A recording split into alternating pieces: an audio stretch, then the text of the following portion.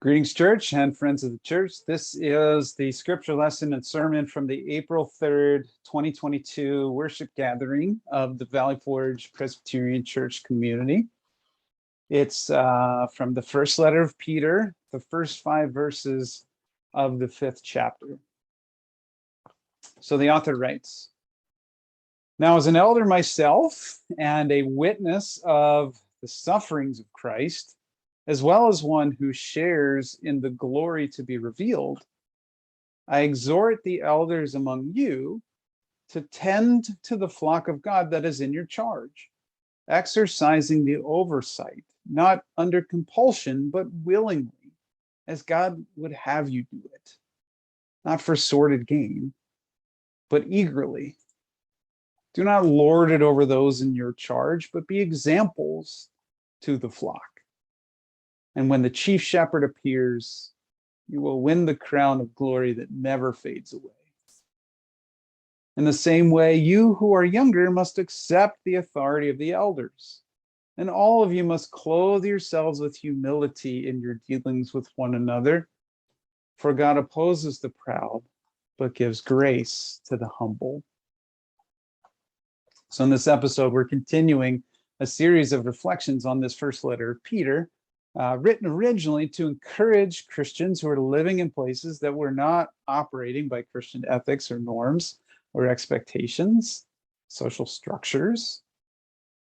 In this episode, we consider the invitation of the author into a relational posture toward others that is humble and is caring and is exemplary.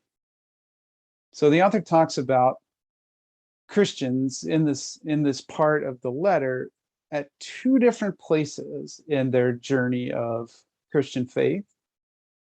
Now, first, the author talks about being an elder and about other Christians who have accepted the calling and the identity of this role of elder.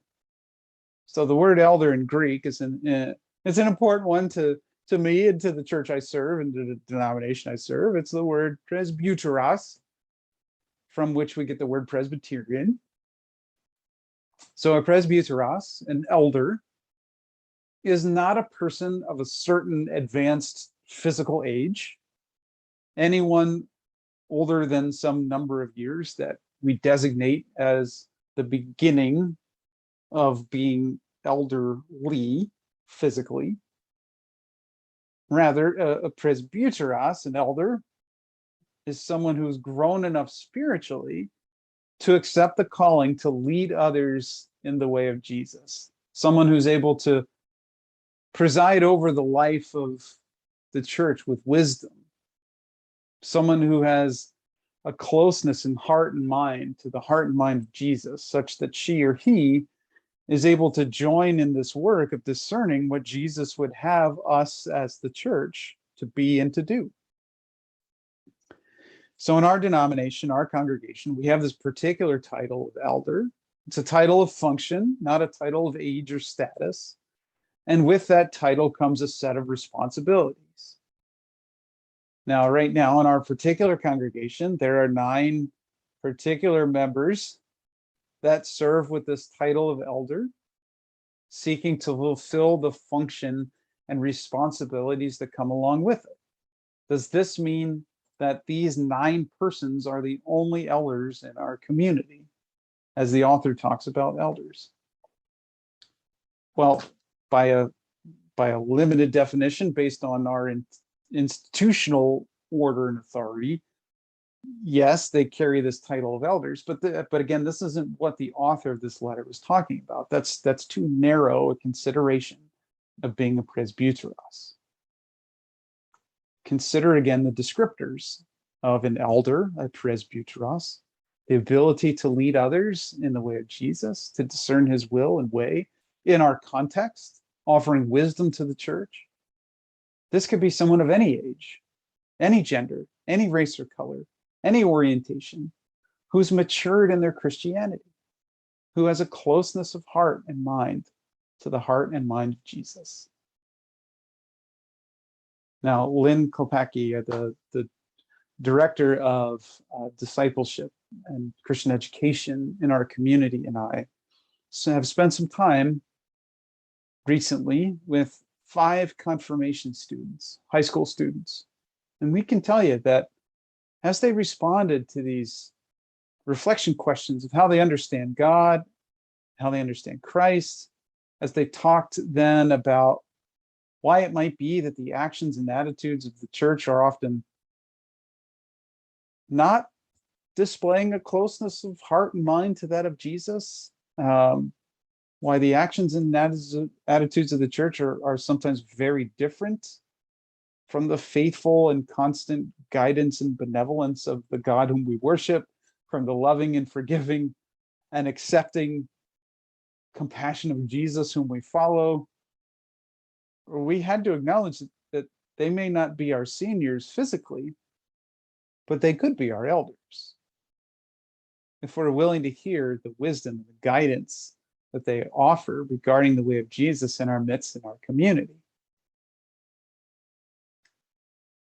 The author also then talks about the younger ones as being those in a different part of their Christian journey than the elders.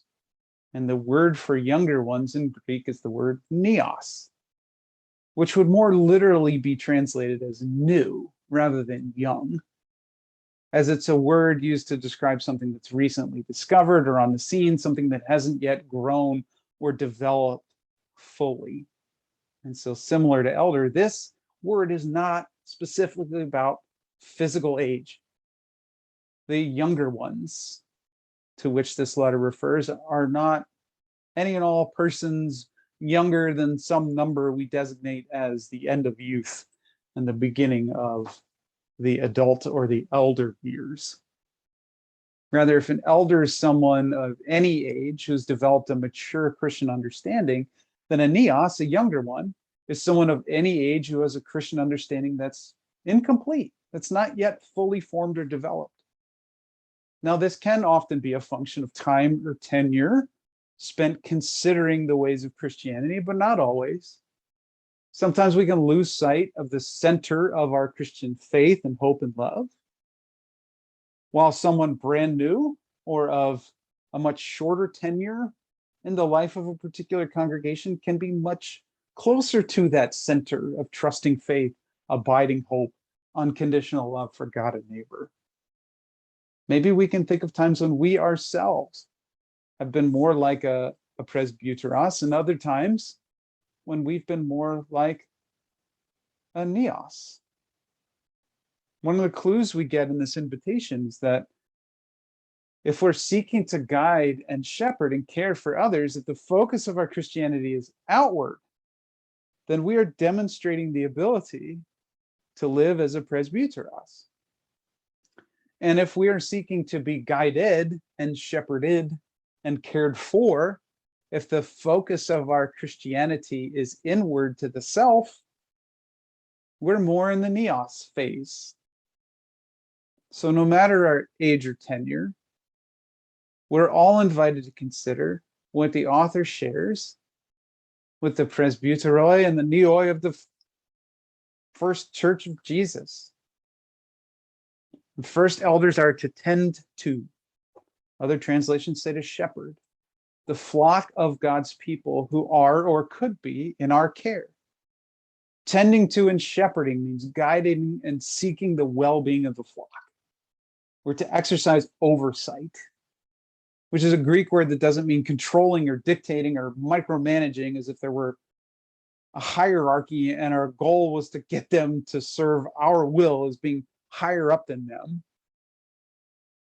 Rather, it means to look at others with genuine and caring interest, seeking to care for them, and for us to serve them and their well-being. We are to shepherd and exercise this caring oversight willingly, freely, choosing to do it in love and goodwill rather than under compulsion or obligation.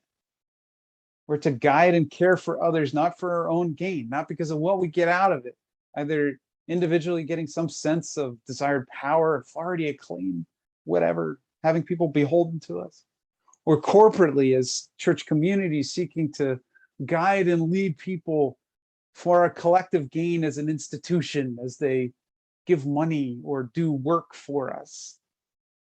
We're to guide and care for others because we're eager to do what is good and to do what advances God's agenda of community and well-being, because we're joyful and cheerful about serving something other than our own selves and agendas. Mature and developed Christians seek to guide and ensure the well-being of others, not just our friends or family, not just whoever else we want to care for, but the whole flock. Everyone in the tribe, the village, the community, no matter who they are. The flock given unto us by God to tend is not just each other in a particular congregation or social circle, but everyone in our town. Shepherding and caring for others is not just the job of pastors or those really churchy people, but is a work and ministry that belongs to all of us who commit ourselves to the way of Jesus.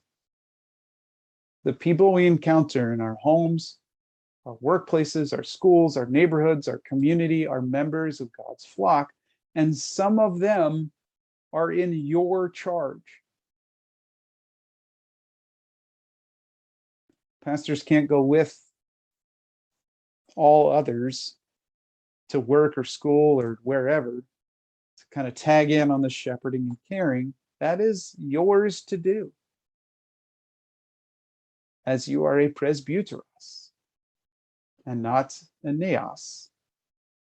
So how would your days change if you were intentionally seeking to shepherd, guide, and care for those around you all day?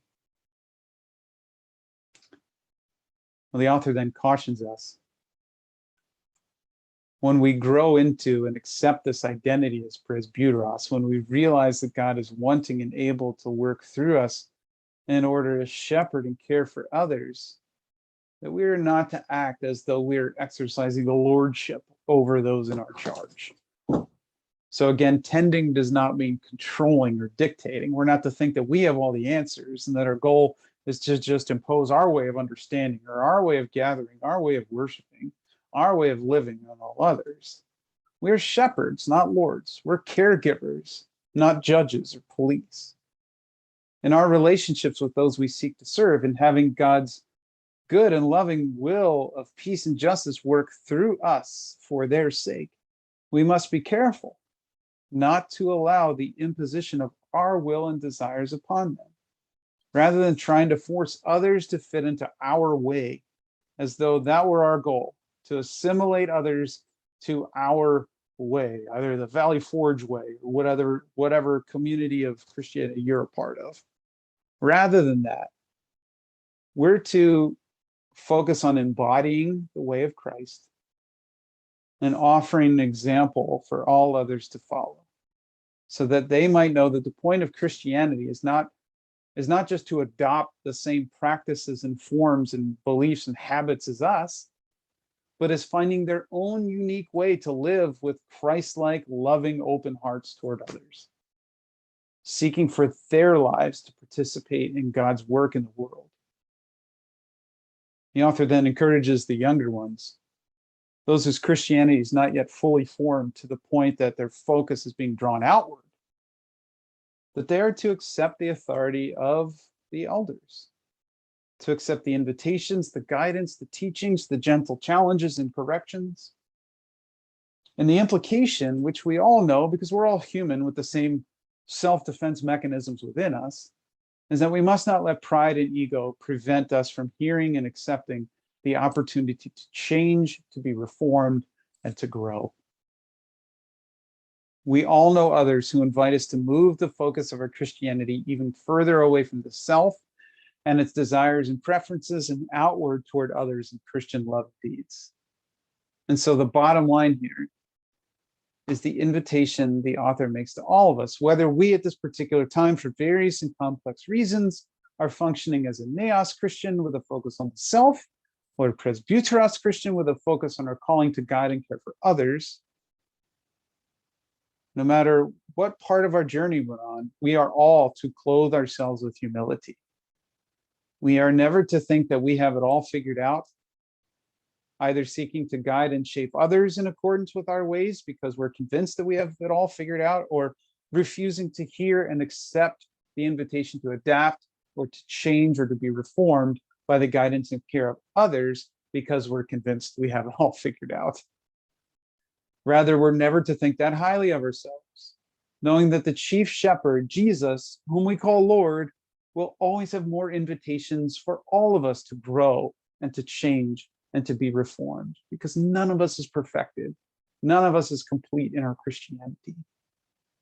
And knowing that God's eternal movement to change and grow and reform all people in all things until all is restored to a place of peace will always work against our stubborn and self-focused pride to keep ourselves and the world around us from changing, from growing, from being remade into people in a world that is better and more peaceful.